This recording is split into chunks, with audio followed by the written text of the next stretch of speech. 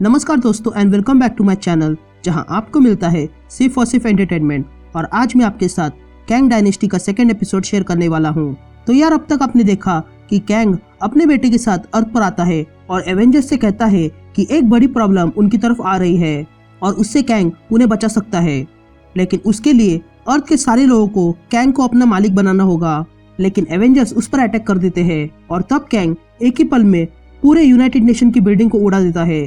तो वीडियो अगर अच्छा लगे तो लाइक कर देना और चैनल पे नए हो तो सब्सक्राइब कर देना।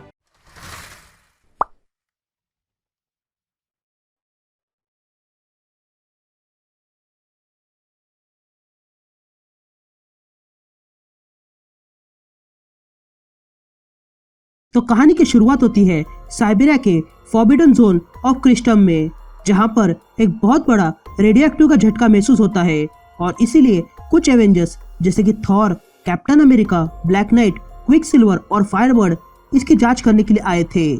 तभी थॉर कहता है कि ये कैसी जगह है, जिस पर एक शील्ड एजेंट कहता है कि 7 घंटे हो चुके हैं और विंटर गार्ड का कोई पता नहीं है जो यहाँ ढूंढने आए थे। जिनको अगर पता नहीं कि विंटर गार्ड कौन है तो बेसिकली ये रशिया की बनाई हुई एवेंजर्स है।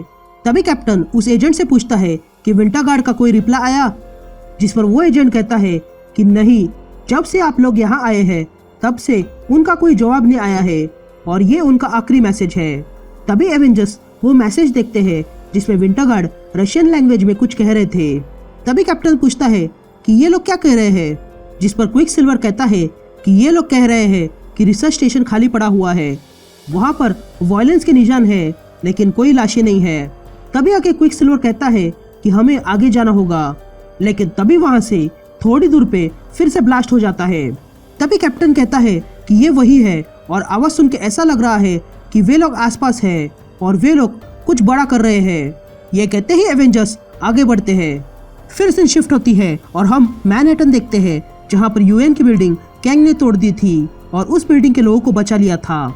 तभी हमें पता चलता है कि इस कारनामे के बाद एयरफोर्स रेडी है कैंग पर फायरिंग करने के लिए और यूएस आर्मी भी अपने टैंक्स लेकर आ चुके हैं। तभी वॉस्प कहती है कि चौकन्ने रहना, ये कुछ भी कर सकता है। तभी स्कारलेट सेंटूरियन कहता है कि सारे चुप हो जाओ और कैंग द कॉन्करर की बात सुनो। तभी कैंग कहता है कि मुझे लगता है इतना काफी है इन सबको ध्यान देने के लिए और अपने वेपन्स नीचे रखना, क्योंकि मैं यहाँ लड़ने नहीं आया हूँ। क्योंकि अगर मैं लड़ने आया होता तो तुम लोग कब के मारे जा चुके होते। मैं तो सिर्फ यहाँ बात करने आया हूँ। तो सब लोग अपना ध्यान मेरी ओमनी स्क्रीन पर डाल दो, क्योंकि मैं तुम सबको कुछ दिखाना चाहता हूँ और वो है तुम्हारा भविष्य। ये कहते ही कैंग सबको दिखाता है कि फ्यूचर में सारे हीरोज मर चुके हैं और अर्थ पर कुछ अजीब से दिखने वाले स्पीसीज घूम रहे हैं जो दिखने में स्केलेटन की तरह है। तभी हम एवेंजर्स को इन लोगों से लड़ते हुए देखते हैं और तब कैंग कहता है कि ये फ्यूचर कैसे आ गया। यही सोच रहे हो ना, ये लोग ईस्ट से आए हुए हैं और जब तक तुम लोग इसके बारे में जान जाओगे तब तक बहुत देर हो चुकी होगी। ये लिविंग डेथ है, एक रेडियो एक्टिव सोल्जर जो एक ही कम्युनल माइंड से चलते हैं और उनका एक टच बहुत पॉइजनस होता है और ये लोग अगर किसी को छू ले तो वो शख्स भी उनकी तरह हो जाता है। लेकिन कोई इनमें से बच गया तो भी कुछ काम का नहीं है, क्योंकि ये लोग हवा में जहर फैला देंगे, जिसके कारण बचे हुए लोग भी मारे जाएंगे और उनकी तरह बन जाएंगे और उनसे जुड़ जाएंगे और एक माइंड बन जाएंगे। और उनकी खासियत है कि उन्हें किसी की जरूरत नहीं है, लेकिन ये बदला जा सकता है। पर अगर इंसानियत इससे बच गई तो क्या तुम आने वाले खतरे के लिए तैयार हो। तभी हम गवर्नमेंट के लोगों को देखते हैं जो वहां आ चुके थे। तभी आगे कैंग कहता है कि अगर तुम लकी हो तो तुम ये फ्यूचर देखोगे। तुम देखोगे कि लोग ना होने के कारण काम के लिए लोगों की कमी होगी और इसीलिए रोबोट्स उनकी जगह लेंगे और फिर हर जगह राइट्स होने लगेंगे जो दुनिया की सरकार को कंट्रोल में ले लेगी। लेकिन क्या तुम सोचते हो कि ये बदला जा सकता है? क्या तुम रोक सकते हो उस तबाही को जो मून पे आने वाली है, वो भी बागियों के कॉलोनी से? क्या तुम रोक सकते हो उस इन्वेजन को जो मार्स से होने वाला है? ये खतरे अलग अलग तरह के होंगे, फिर वो नॉर्स का रैग्नारॉक हो या फिर एल्डर गॉड कथॉन का हमला हो या फिर मैग्नेटो का ह्यूमैनिटी पर कंट्रोल हो या फिर दुनिया का अंत स्पेस से शुरू हो जाए या फिर दुनिया का अंत अंदर से ही शुरू हो जाए, वो भी साइंस के कारण, या फिर अर्थ के जैसा कोई प्लेनेट आकर टकरा जाए और सब कुछ खत्म हो जाए। कहने को तो बहुत सारे तरीके हैं इस दुनिया को खत्म होने के, लेकिन मैं एक टाइम ट्रैवलर हूँ और मैंने ये सब कुछ देखा है। तभी विजन कहता है कि हमें कुछ करना होगा, लेकिन तभी उनकी बातें सेंटुरियन सुन लेता है और कहता है कि चुप हो जाओ, मैं तुमसे दोबारा लड़ना नहीं चाहता हूँ। लेकिन तभी फिर से एवेंजर्स और सेंटुरियन के बीच लड़ाई होने वाली थी, पर बीच में वॉस्प आ जाती है और कहती है रुक जाओ, किसी ने अभी तक कुछ किया नहीं है और ये कैंग का खेल है, हमें सुनना होगा। तभी सेंटुरियन वॉरबर्ड की तरफ देखता है और कहता है कि ये सब कुछ खत्म होने के बाद मैंने जो कहा था उस पर जरूर सोचना। ये सुनते ही वॉरबर्ड शॉक्ड रह जाती है।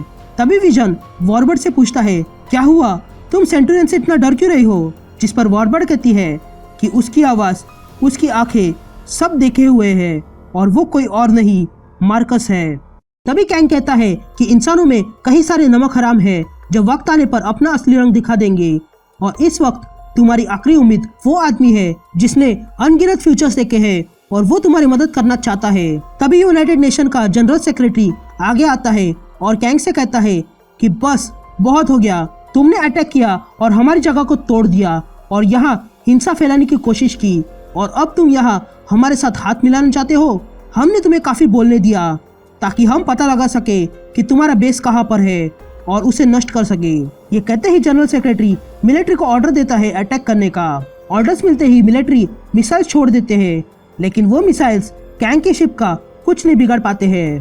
तभी कैंग कहता है कि छलावे के लिए माफी मांगता हूँ मिस्टर जनरल सेक्रेटरी, मैंने ही तुम्हें तुम्हारे लोगों से बात करने दिया और मैंने ही तुम्हें मेरा बेस ढूंढने दिया, और मैं इस पुरानी टेक्नोलॉजी से वाकिफ हूँ और तुम लोगों ने मेरे यहाँ आने का गलत मतलब निकाला है। मैं कोई जंग नहीं चाहता हूँ और मैं यहाँ अर्थ पर कब्जा करने आया हूँ ताकि मैं अर्थ को बचा सकूँ, और मैंने तुम्हें सरेंडर होने का मौका भी दिया था, लेकिन तुम लोग मानोगे नहीं। इसलिए अब मैं तुम्हें वो बताता हूँ जो तुम्हारे साथ होने वाला है।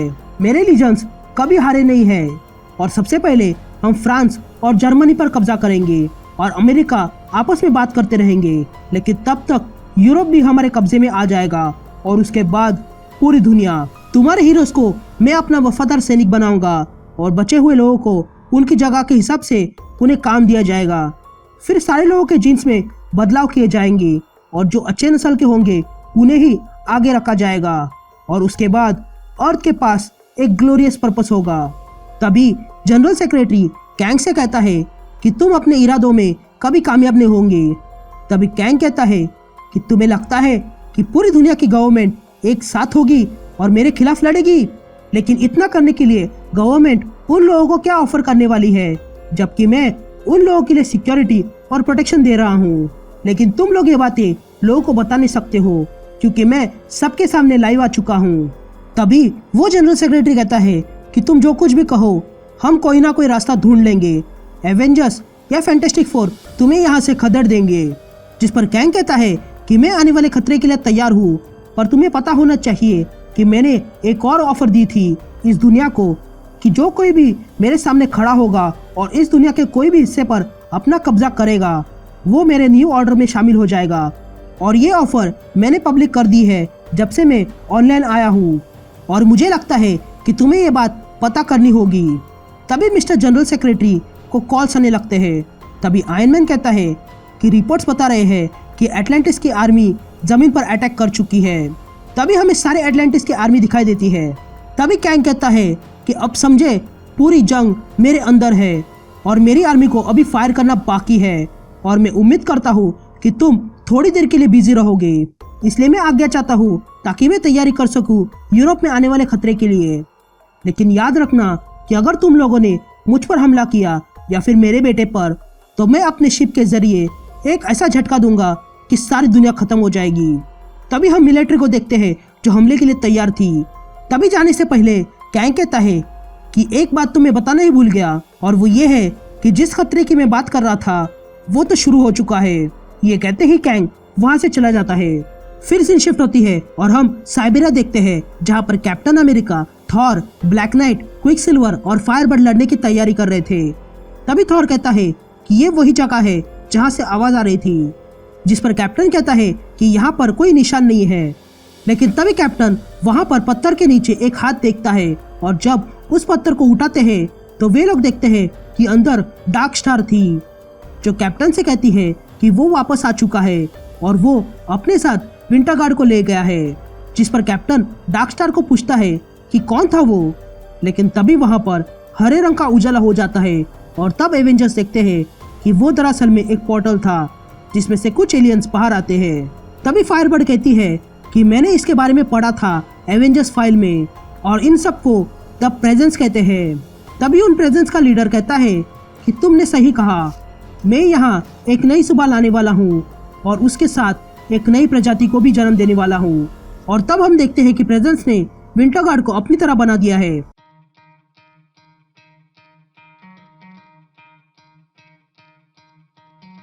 Could try to play, but you're never gonna beat me. Look the other way, what I'm doing ain't easy. Bloody hands stained from the people who deceive me. Muddy hands break through the chains, go free me. Looking for change, looking for pain. Pulling a mob, pushing a train. I'll never stop, stick to a lane. Pick up the pieces and go rearrange.